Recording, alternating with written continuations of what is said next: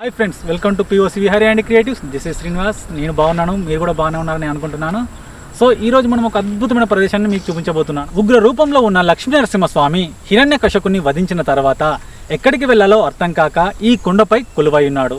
అంతేకాకుండా అదే సమయంలో దక్షిణ భారతదేశానికి సందర్శనకు వచ్చిన అగస్త్యుడు ఈ ఉగ్ర రూపంలో ఉన్న లక్ష్మీ నరసింహస్వామి వారిని చూసి, అబ్బా, ఈ స్వామివారు ఇంత ఉగ్ర రూపంగా ఉన్నాడా అని తలచి ఏ విధంగానైనా ఈ స్వామివారిని శాంతింప చేయాలని తలచి 41 రోజుల కఠోర తపస్సు చేసి, అలాగే ఈ స్వామివారి పక్కనే లక్ష్మీ అమ్మవారిని ప్రతిష్ఠించి లక్ష్మీ నరసింహస్వామిగా మార్చిన ప్రదేశం వద్ద ఉన్నాము. అయితే మీకు ఇంకొక ముచ్చట ఏమిటంటే, మేము ఇక్కడికి వచ్చిన తర్వాత మాకు తెలిసిన సమాచారం, ఈ కొండపై ఉన్నటువంటి లక్ష్మీ నరసింహస్వామి వారిని దేవతలు సైతం సందర్శించి పూజలు చేసి భజనలు కూడా చేస్తుంటారట. ఆ భజనల శబ్దం కూడా ఇప్పటికీ కూడా గ్రామంలో ఉన్నటువంటి ప్రజలకు వినిపిస్తూనే ఉంటుంది. ఇక్కడ దేవతలు మాత్రం రాత్రి సమయంలో మాత్రం ఇక్కడ పూజలు చేస్తుంటారట. ఇలాంటి ఇంట్రెస్టింగ్ వీడియోలు మీకు కూడా చూడాలని ఉంది కదా, అది తప్పకుండా ఈ ప్రదేశానికి వచ్చి చూడండి. సో ఈ ప్రదేశానికి రావాలంటే ముందుగా స్టేషన్ గణపూర్ను చేరుకొని, స్టేషన్ గణపూర్ నుంచి 16 కిలోమీటర్లు ఉంటుంది. హైదరాబాద్ నుంచి 126 కిలోమీటర్లు ఉంటుంది. మా సిద్దిపేట నుంచి మాత్రం 114 కిలోమీటర్లు ఉంది. సో ఇలాంటి అద్భుతమైన ప్రదేశాన్ని మీరు కూడా చూడాలనుకుంటున్నారు కదా. సో ఆ ప్రదేశం ఎక్కడ ఉందో ఇప్పుడు నేను మీకు చెప్తాను. ఈ ప్రదేశం జనగామ జిల్లా జాఫర్గఢ్ మండలం జాఫర్గఢ్ గ్రామంలో ఉన్నటువంటి ఈ కొండ పైన లక్ష్మీ నరసింహస్వామి వారు కొలువై ఉన్నారు. ఆలస్యం ఎందుకు, నాతో వచ్చేసేయండి, ఆ గుట్టను సందర్శించండి. అంతేకాకుండా ఈ గుట్ట పైన రాజుల కోట కూడా ఉందంట. ఆ కోటను కూడా మనం ఇప్పుడు చూసుకుందాం. ఓకే, రండి. సో అవును, కానీ ఈ గుట్ట పైన చేరుకోవాలంటే ఆలయానికి దాదాపుగా 3.5 కిలోమీటర్లు నడవలసి ఉంటుంది. సో తప్పకుండా ఈ అద్భుతమైన ప్రదేశాన్ని చూడండి, చూసి ఆనందించండి. రండిగా.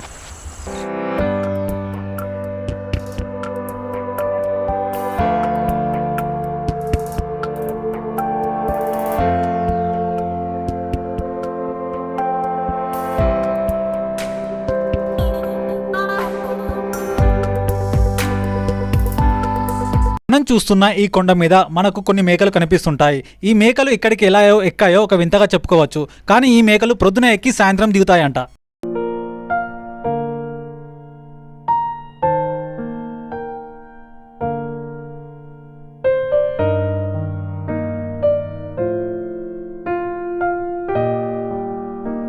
మనం ఒకసారి ఈ కొండపైకి ఎక్కి చూద్దాం రండి ఒకసారి.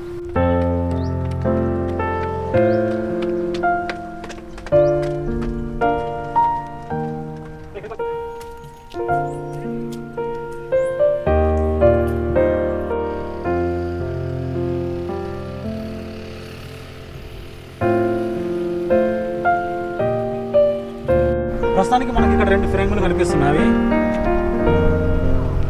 ఇక్కడ ఒకటి, అలాగే అక్కడ ఫ్రేమ్ ఉంది. శ్రీమన్నారాయణ, ఆ పేరు వచ్చేసి పొడిచేటి వెంకటాచార్యులు.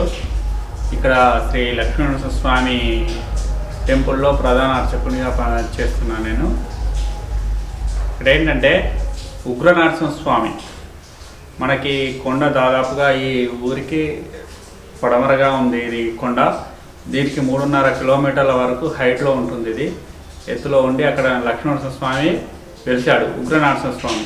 ఈ ఉగ్ర నరసింహస్వామి ఎట్లా వెలిశాడంటే, ఇక్కడ అగస్త్య మహర్షి హిరణ్యకశిపుని వధించినప్పుడు ఎంత కోపంతో ఉండనో ఆ కోపంతో వచ్చి ఆ ఉగ్ర రూపంలో ఇక్కడ వెలిశాడు.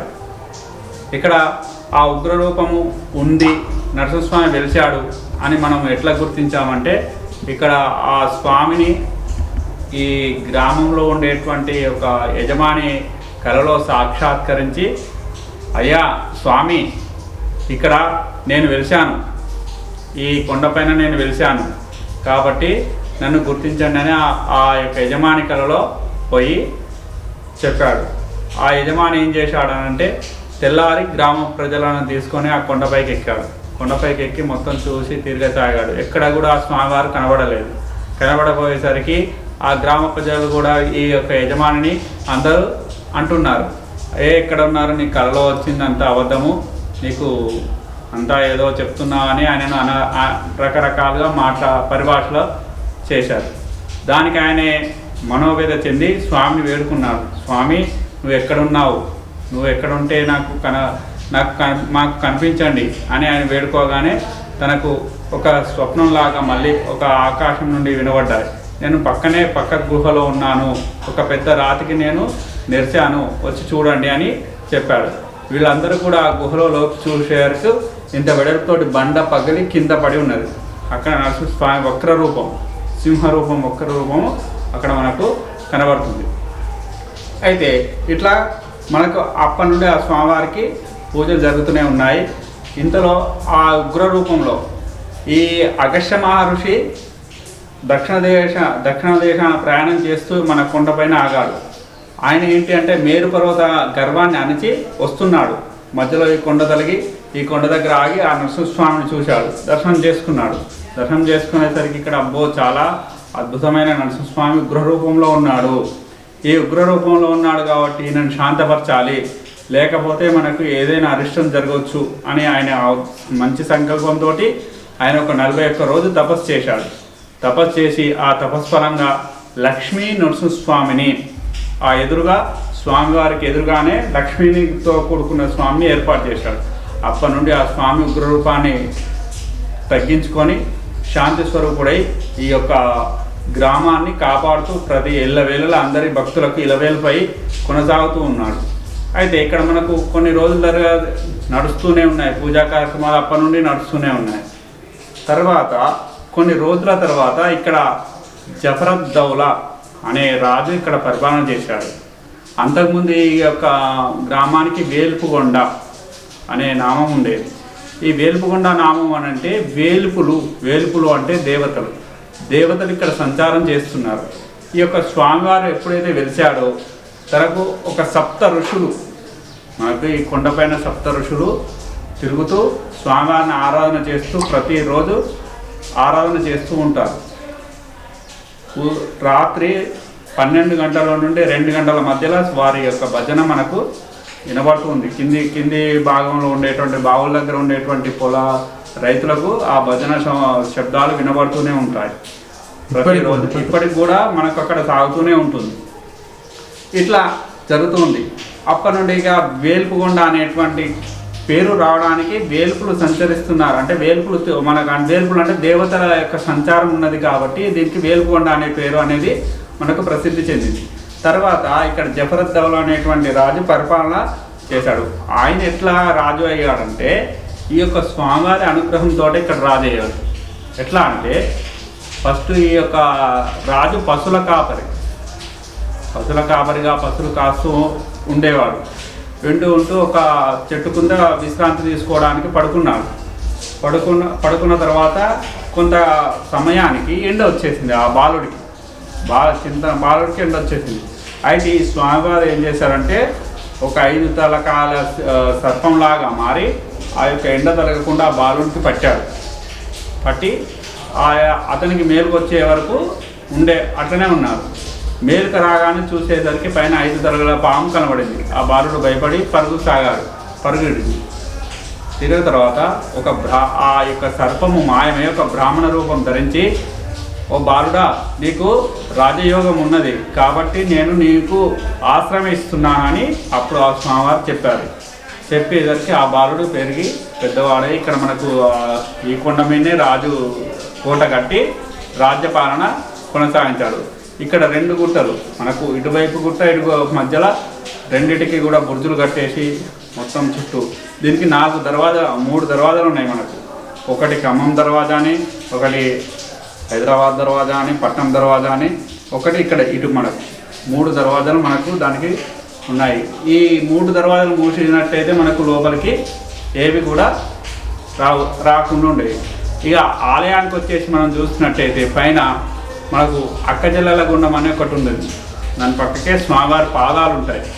ప్రతిరోజు కూడా 12 నుండి 4 గంటల మధ్య పెద్ద శబ్దం వస్తుంది. శబ్దం వచ్చినప్పుడు ఆ పాదాల మీద తడి వస్తుంది. స్వామివారి స్నానానికి పోయినట్టుగా మనకు అది ప్రసిద్ధి. ఈ యొక్క కొండపైన మనకు అక్కజల్లల గుండం, స్వామివారి గుండం. ఇంతకు పూర్వం అది ఏంటంటే స్వామివారి కోనేరు అనేవారు. ఒకసారి ఏమైందంటే అక్కా చెల్లెళ్ళు ఇద్దరు కలిసి ఆ యొక్క కోనేరులో అల్లకే జారి పడిపోయి అలానే అంతర్ధానమయ్యారు. అప్పటి నుండి ఆ గుండానికి అక్కజల్లల గుండం అని ప్రసిద్ధి చెందింది. సో ఈ మార్గం గుండానే మనం గుట్టపై ఉన్నటువంటి ఆలయానికి వెళ్ళవచ్చు.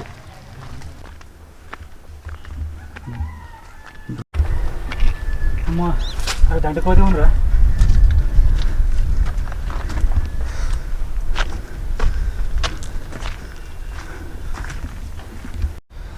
సో ఇటు చూపిస్తుంది, ఇటు వెళ్ళాలి.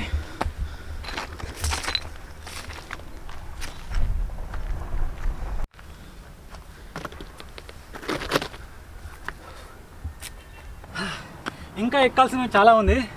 మళ్ళొక రీజన్ ఏంటంటే ఈ గుట్ట అనేది భువనగిరి కోట కంటే ఈ గుట్ట అనేది చాలా హైట్లో ఉంటుంది.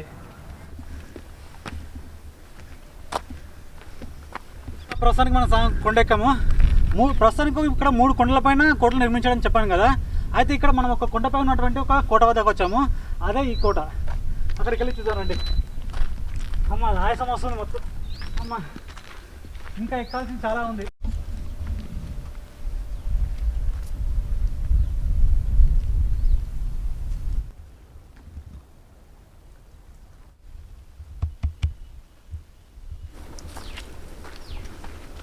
సో ఇవి లేకుంటే మాత్రం మనకు తోగలుస్తాయి కదా. అందుకే మనం వెళ్ళడానికి అనువుగా మనకు ఒక ఆరో సింబల్స్ మనకు చూపిస్తూనే ఉన్నాయి. సో ఫ్రెండ్స్, మీరు చూస్తున్నారు కదా, ఈ ఆరో మార్కెట్ ఉంది, ఇలా ఉంది. సో ఇప్పుడు మనం వెళ్ళాలంటే ఈ గుట్టమాయ నుంచి వెళ్ళాలి. సో మనం ఎక్కాల్సింది ఇదే అనుకుంటున్నారా? లేదు, ఈ మార్గం గుండా వెళ్ళాలి. ఆరో మార్గం చూడండి, ఎక్కడి నుంచి ఎటు ఉందో తోవ ఇది.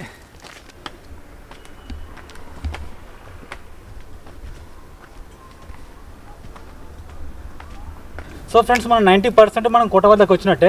సో ఆ కోట వద్దకు వెళ్ళాలంటే ఇలా వెళ్ళి మళ్ళీ ఇలా యూటర్న్ తీసుకోవాలి. సో అదంతా ఎందుకంటే నేను ఇక్కడ నుంచి అయితే అడ్వెంచర్ చేస్తున్నాను ఫ్రెండ్స్.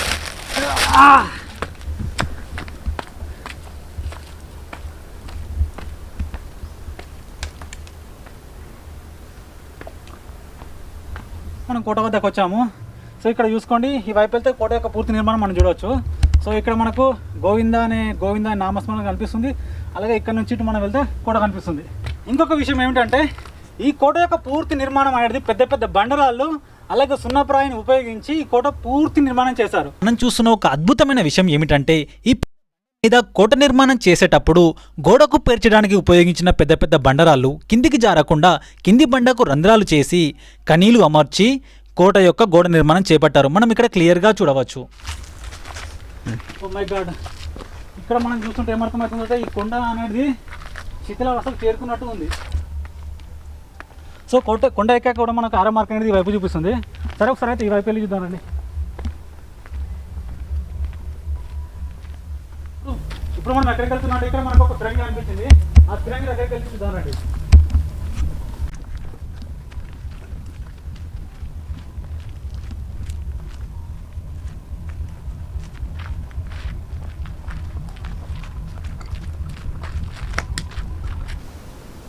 ఇక్కడ మనకు కనిపించేది ఒకే ఫిరంగి కదండి.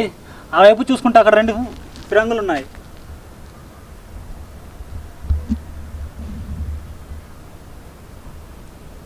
ఓ మై గాడ్, ఇప్పుడు మనం ఎంత పైన ఉన్నామంటే అక్కడ మీకు కనిపించేసి చూడండి, ఆ బ్లూ కలర్ షెడ్ అనేది అది టెంపుల్.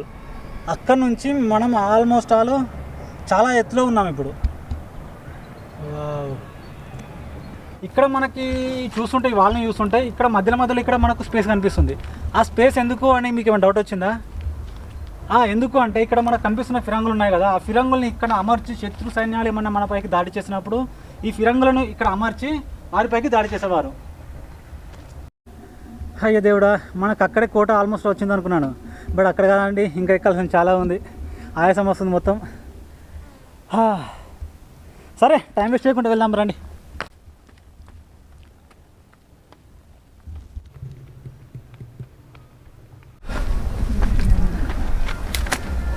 చూడండి ఫ్రెండ్స్, ఇక్కడ మీకు ఒక అద్భుతమైన విషయం ఏంటంటే, ఇక్కడ మనం చూసుకున్నట్టయితే చాలా పలచని బండరాళ్ళు ఇక్కడ మనకు కనిపిస్తున్నాయి. అంత చిన్న బండరాళ్ళు, ఇంత పెద్ద పైన అంత పెద్ద పెద్ద బండరాళ్ళు ఉన్నాయి, వాటిని కూడా మోస్తుంది. ఫ్రెండ్స్ ఇక్కడ చూడండి, ఈ బండరాయి 1, 2 దాదాపు ఈ బండరాయి అనేది ఒక 3.5 గజాలు ఉంటుంది ఒక్కొక్క బండరాయి. అంత పెద్ద బండరాయిని ఉపయోగించి ఈ కోట నిర్మాణం చేపట్టారు. ఇంకొక విషయం ఏంటంటే చూడండి, ఇక్కడ మనకు ఓన్లీ బండరాయి మాత్రమే కనిపిస్తుంది. ఇక్కడ సున్నప్రాయిని ఉపయోగించారు కానీ మనకు దాదాపుగా ఆల్మోస్ట్ కనిపించకుండా వేయింది. రండి, ఇక్కడ మళ్ళీ వెళ్ళి లోపలికి చూద్దాం. అదేందో ఏమో కానీ తెలియదు కానీ మేము ఏ విహారయాత్రకు వెళ్ళినా కానీ మాకు ఇలాంటి చెట్టు మాత్రం అరుగా చాలా విరివిగా అనిపిస్తున్నాయి. బట్ ఈ చెట్టు యొక్క పేరు ఏదో మాకు తెలీదు. మీకు కనుక తెలిసినట్లయితే ఈ చెట్టు యొక్క పేరు కామెంట్ చేయండి. సో ఇక్కడ నుంచి ఈ వైపు వెళ్తే మనకు పూర్తి కొండపైకి వెళ్ళొచ్చామో చూద్దాం.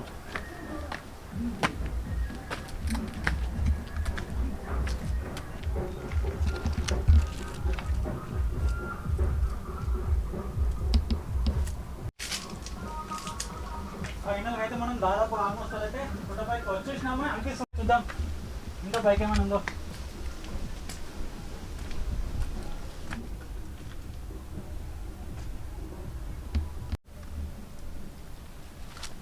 చూడండి ఫ్రెండ్స్, ఇది ఎంత చక్కటి నిర్మాణం అంటే చూడండి, ఒక్కొక్క బండరాయిని ఎంత మంచిగా చీల్చి ఒక నిర్మాణం తెచ్చారు దీనికి.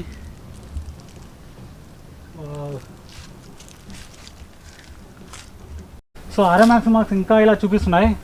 సో అలా కాకుండా ఒకసారి అయితే మేము వెళ్ళి ఇలా చూస్తాము, రీచ్ అవుతాం అలా చూద్దాం.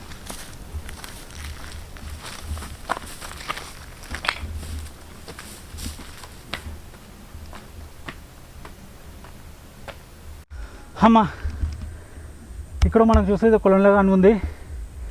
బట్ ఫ్రెండ్స్ ఇదే కదండి, ఇంకా మనం పోవాల్సింది ఆల్మోస్ట్ అలా ఇంకొక 1/2 కిలోమీటర్ ఉన్నట్టుంది మనం చేరుకోవాల్సింది. అమ్మా ఫ్రెండ్స్, ఇంత కొండెక్కాము కదా, ఆ కొండెక్కడానికి గల మెయిన్ రీజన్ ఆలయం. ఆ వరకు కూడా వెళ్ళి చూద్దాం రండి. బట్ ఇక్కడ చూస్తే మనకు చాలా తక్కువ దూరంలో ఉన్నట్టు అనిపిస్తుంది. బట్ అక్కడ వరకు వెళ్తే కానీ తెలియదు అది ఎంత దూరంలో ఉందో. ఆల్మోస్ట్ వాళ్ళు ఇప్పుడు ఒక 3 కిలోమీటర్స్ నడవచ్చు. అంటే మేము ఫస్ట్ స్టార్ట్ అయినప్పటి ఉంది ఇక్కడి వరకు దాదాపు ఆల్మోస్ట్ 3.5 కిలోమీటర్లు ఉంటుంది. ఓ మై గాడ్, రండి ఇంకా ముందుకెళ్ళి చూద్దాం. సో ఫ్రెండ్స్, ఇదే మనం చూస్తుంది అక్క చెల్లెల కొలను. ఈ కొలనుకు అక్క చెల్లెల కొలను అని ఏ విధంగా పేరు వచ్చిందంటే, ఇద్దరు అక్క చెల్లెలు ఇక్కడికి వచ్చినప్పుడు ఈ బండ జారి ఈ కొలను పడిపోయారట. సో అప్పటి నుంచి ఈ కొలనుకు అక్క చెల్లెల కొలను అని పేరు వచ్చింది. ఇంకొక ముఖ్య గమనిక ఏంటంటే, ఈత రాని పిల్లలు కానీ ఎవరైనా కానీ ఇక్కడికి మాత్రం రాకూడదు ఎట్టి పరిస్థితులు. ఎందుకంటే ఇది ఏటవాలుగా ఉంది కాబట్టి కాలు జారితే కరెక్ట్గా అందులోనే పడతారు. సో ఇది ప్రాణానికే ప్రమాదం కాబట్టి ఎట్టి పరిస్థితులు ఇక్కడికి రాకూడదు. ముఖ్య గమనిక, ఈ గుండం చాలా లోతైనది, ఈత రాని వారు పిల్లలు వెళ్ళరాదు. ఇక్కడ అద్భుతమైన విషయం ఏమిటంటే, ఇంత పెద్ద బండరాయి పైన మనం చూసిన కొలను అనేది చాలా వెడల్పుగా ఉంది. మరి అంతేకాకుండా ఇంకొక విషయం ఏంటంటే, నేను చెప్పే ప్రతి మాట మనకు రీసౌండ్ రూపంలో మళ్ళీ నాకు వినిపిస్తుంది. హోయ్, చూసారా? జై లక్ష్మీనరసింహస్వామి, చూసారా? మళ్ళీ నాకు రీసౌండ్ రూపంలో వినిపిస్తుంది. రండి మనం టెంపుల్ దగ్గరికి అయితే వెళ్ళి చూద్దాం.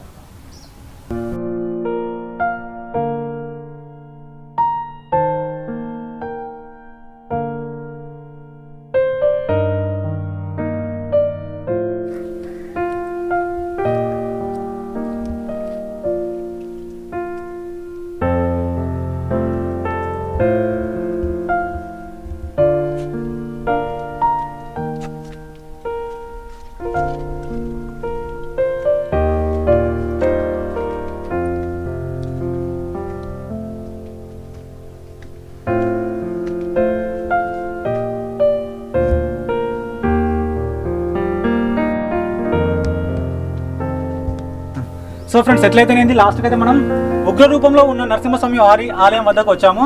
లోపలికి వెళ్ళి చూద్దాం రండి. బట్ ఇంకొకటి ఏంటంటే, ఇక్కడ మనం వచ్చే టైంకి మధ్యాహ్నం టైం కావచ్చింది కాబట్టి ఇక్కడ బ్రాహ్మణులు ఎవరు లేరు. సో రండి చూడండి చూద్దాం దీని యొక్క నిర్మాణం.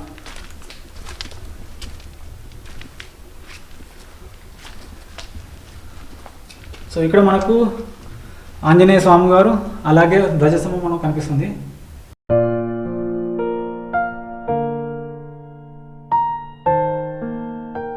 ఈ ఆలయంలో ఉన్నవారే శ్రీ ఉగ్రరూప లక్ష్మీ నరసింహస్వామి వారు. ఇంకొక విషయం చెప్పాలంటే, ఈ ఆలయంలో పూజలు చేసే ప్రస్తుతం ఉన్న పూజారి 14వ తరం వారికి చెందినవాడు. అంటే 14వ తరంలో ఉన్న వ్యక్తి ఇప్పుడు ప్రస్తుతానికి ఈ ఆలయంలో పూజలు చేస్తున్నారు. అంటే ఈ ఆలయం యొక్క చరిత్ర ఏ కాలం నాటిదో మనం ఊహించవచ్చు.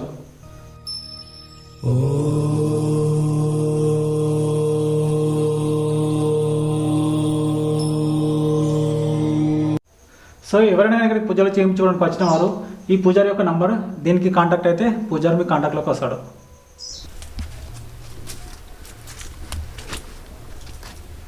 అలా చూద్దాం. సో మనకి ఇక్కడ నుంచి చూస్తే ఏదో మార్గం కనిపిస్తుంది. ఎక్కడికి వెళ్తారో చూద్దామండి.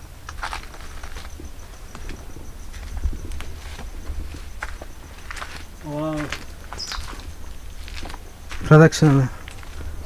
ఓహో, ఇది ప్రదక్షిణ చేయడానికి అనువుగా ఈ మెట్లున్నాయండి.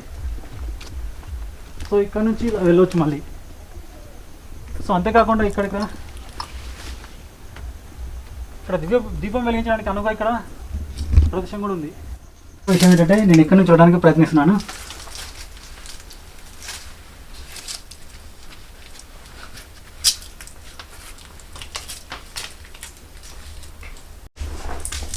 సో ఫ్రెండ్స్ ఇది చూడడానికి మాత్రం అది భయంకరంగా ఉంది. అటు చూసుకుంటే అటు ఒక గుహ ఉంది. సో ఈ వైపున వెళ్తే మనం బయటకు వెళ్ళొచ్చు. రండి, ఇక్కడ కూడా ఒక గుహ ఉంది.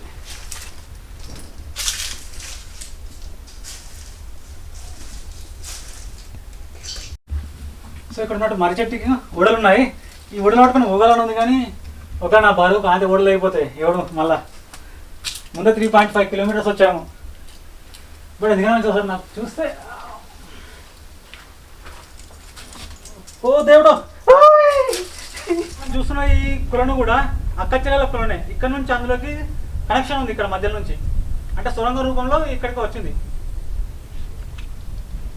సో అక్కడ నుంచి పైకి వెళ్తే మనకు కూడా అనిపిస్తుంది. అక్కడికి వెళ్ళాంపా.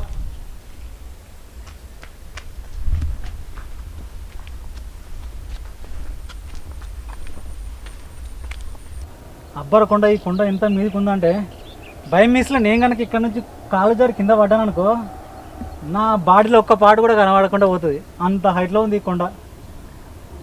బట్ వచ్చిన వాళ్ళు మాత్రం జాగ్రత్త ఫ్రెండ్స్. వచ్చినప్పుడు మాత్రం ఇక్కడ కేర్ఫుల్గా రండి.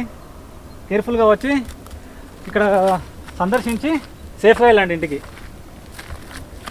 ఫ్రెండ్స్ నేను ఇక్కడికి వచ్చాక మాత్రం నాకు ఒకటి అనిపిస్తుంది, అంటే నా లైఫ్లో నేను ఇంతవరకు ఇంత అద్భుతమైన ప్రదేశాన్ని ఇంతవరకు చూడలేదు. ఒకసారి మీరే చూడండి ఎంత అందంగా ఉందో అట్మాస్ఫియర్. వావ్, కనుచూపు మేర మనకు పచ్చదనం, ఎత్తైన గుట్టలు చాలా ఆనందాన్ని ఇస్తున్నాయి ఇక్కడికి వస్తే చూస్తుంటే, ఇక్కడ చూస్తుంటే. సో మనకైతే ఇక్కడ ఒక ప్రధాన ద్వారం కనిపిస్తుంది. అంటే ప్రత్యేకంగా ఇక్కడ 3 ద్వారాలు ఉన్నాయి. ఈ ద్వారం అనేది ఏ ద్వారం అనేది చెప్పలేకపోతున్నాను. అంటే ఇక్కడ 3 ద్వారాలు ఉన్నాయి కాబట్టి, ఒకటి హన్మకొండ వైపు వెళ్ళేది హన్మకొండ ద్వారము, ఖమ్మం వైపు వెళ్ళేది ఖమ్మం ద్వారము, పట్నం వైపు వెళ్ళేది పట్నం ద్వారం. ఇట్లా 3 ద్వారాలు ఈ కోటకు ఉన్నాయి. కాబట్టి ఇది ఏ ద్వారం అనేది మాత్రం నేను చెప్పలేను. ఈ ద్వారం కూడా మనం లోపలికి వెళ్ళి చూద్దాం రండి. కమ్ అమ్మ, ఇక్కడ మళ్ళా బండరాయి పెద్దది.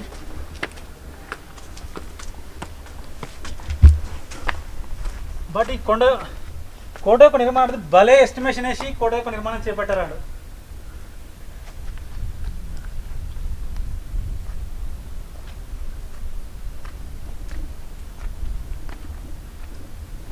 సో ఫ్రెండ్స్ ఇక్కడ మీరు చూస్తున్నట్టయితే ఇది ఏందో విచిత్రంగా ఉంది. రౌండ్గా రౌండ్గా లేదు కానీ హాఫ్ రౌండ్గా ఉందండి. సో దీన్ని ఏమంటారు మీకు తెలిస్తే మీరు కామెంట్ చేయండి.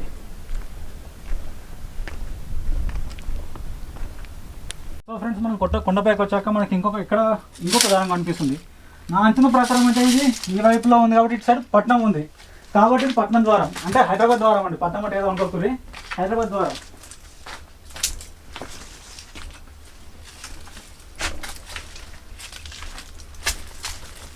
సో అక్కడ నుంచి ఈ విధంగా వచ్చేవాళ్ళు కోటలోకి.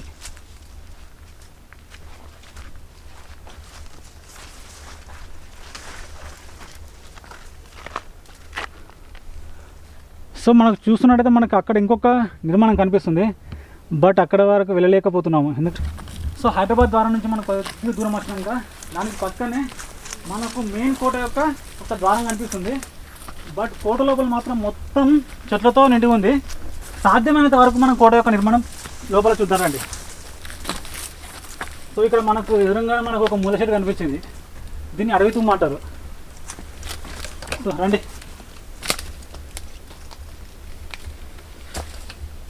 మొత్తం చెట్లతో నిండిపోయింది కోట లోపల నిర్మాణం. సో లోపలికి రాగానే మనకి ఇక్కడ ఒక నిర్మాణం కనిపిస్తుంది. ఐ థింక్ ఇది మాత్రం స్నానవాటికలు అనుకుంటున్నాను.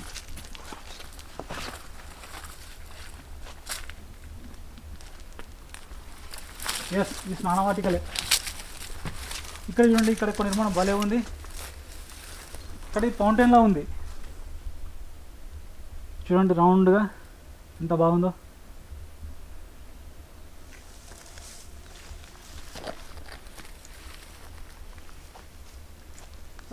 మేము ఇంత కష్టపడి మేము ఇక్కడ వరకు ఎందుకు వచ్చామంటే మా వీడియో ఒక మెయిన్ ఉద్దేశం ఇప్పుడు మేము చూపిస్తున్న కోట అనేది మనకు వారసత్వ సంపద అండి. ఇలాంటి పురాతన ఆలయాలను, పురాతన కట్టడాలను కాపాడుకోవాల్సిన బాధ్యత మనందరిపైన ఉంది. ఎందుకంటే ఇటువంటి వాటిని ముందు తరాలకు చూపించాల్సిన అవసరం చాలా ఉంది. సో ఇలాంటి కట్టడాలను, ఆలయాలను పరిరక్షించుకోవడం మన తక్షణ కర్తవ్యం. సో ఇట్లాంటి ఇంకా ఉంది లోపలికి. Wow, what a beautiful place.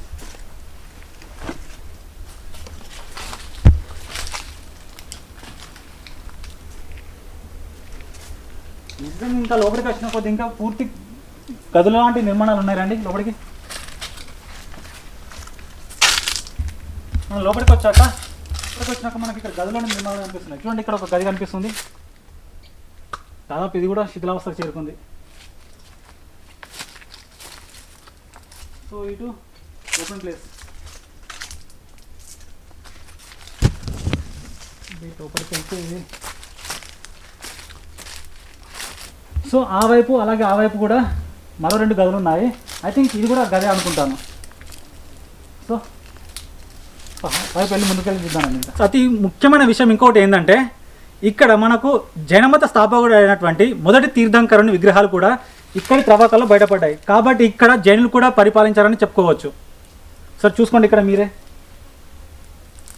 But ఇక్కడ ప్రసంగత విగ్రహాలు ఏం లేవు.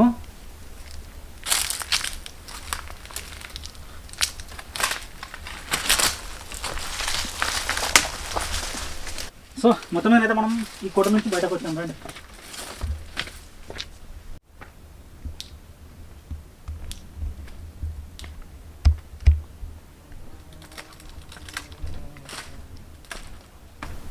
ఫ్రెండ్స్, ఇంకొక విషయం ఏంటంటే, ఈ కోట నిర్మాణం అనేది పెద్ద పెద్ద బండరాలు అలాగే సున్నప్రాయిని ఉపయోగించి కోట నిర్మాణం చేశారు. అలా అయినప్పటికీ కూడా ఇలాంటి కోట మధ్యలో నుంచి ఇలాంటి చెట్లు మొలుస్తున్నాయి. చూడండి ఫ్రెండ్స్, ఈ కోట ఎంత హైట్లో ఉందని చెప్పడానికి ఇంకొక నిదర్శనం ఇదే.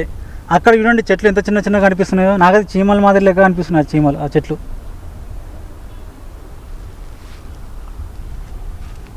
Wow, what a wonderful.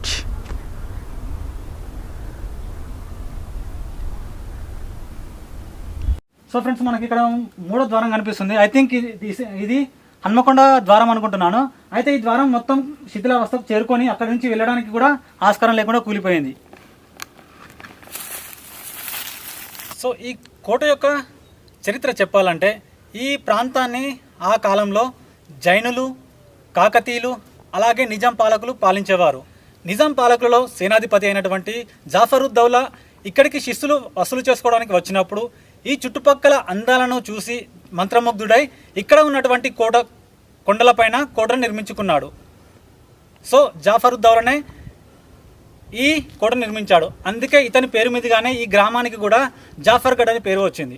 ఈ కోట యొక్క చరిత్ర చెప్పాలంటే దాదాపుగా 200 సంవత్సరం నాటిది. అంటే దాదాపు ఈ కోట నిర్మించడానికి దాదాపుగా 15 ఏండ్ల కాలం పట్టింది. సో ఇక్కడ రాసిన పదాలు మాకు అర్థం కావడం లేదు. మీకు కనుక తెలిసినట్లయితే కామెంట్ బాక్స్లో తెలియచేయండి. సో ఫ్రెండ్స్, 3 అవర్స్ కష్టపడి 3 కిలోమీటర్లు ఉన్న గుట్టను ఎక్కాం. గుట్టను ఎక్కిన తర్వాత మాకు కాళ్ళు అయితే బాగా గుంజుతున్నాయి. మా వీడియో కనుక మీకు నచ్చినట్టయితే లైక్ చేయండి, షేర్ చేయండి, అలాగే మా ఛానల్ని సబ్స్క్రైబ్ చేయండి. మీరు చేసే సపోర్టే మాకు శ్రీరామ రక్ష. Okay, bye. సో అంతేకాదు ఫ్రెండ్స్, మేము చేసే ఇలాంటి పురాతనమైన ఆలయాల గురించి కానీ పురాతన కట్టడాల గురించి కానీ మీకు నోటిఫికేషన్ రూపంలో రావాలంటే ఆ పక్కన గంట సింబల్ ఉంటుంది, దాన్ని గట్టి కొట్టుర్రి. ఓకేనా? బాయ్. కాళ్ళు బాగా గుంజుతున్నారు.